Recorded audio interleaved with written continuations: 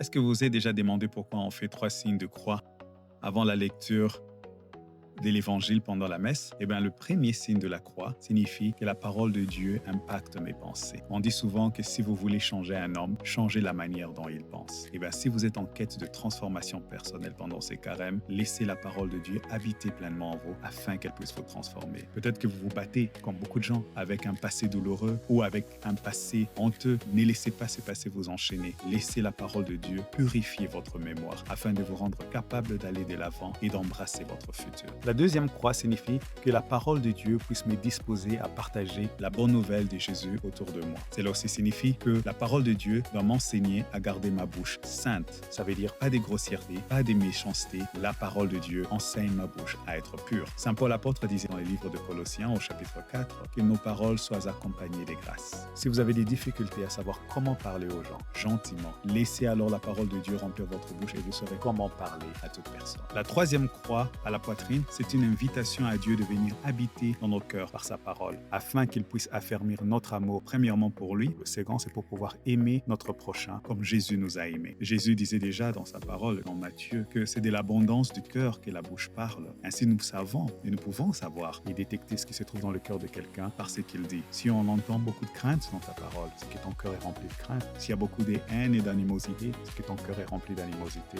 Alors si vous voulez changer ce qui sort de votre bouche, je vous invite à pouvoir changer ce qui sort de votre cœur, parce que votre cœur est la source. Alors le message est simple pour ce carême. Si vous voulez passer par une transformation profonde dans cette quête vers la Pâque, je vous invite à changer votre cœur par la parole de Dieu. Alors comment on les fait pratiquement? C'est simple. Lisez la parole de Dieu. Écoutez la parole de Dieu. No excuses. Ouvrez-vous à la parole de Dieu et laissez-la habiter pleinement en vous. Allez, nous continuons sur ce chemin vers la Pâque et on continue à apprendre du Seigneur.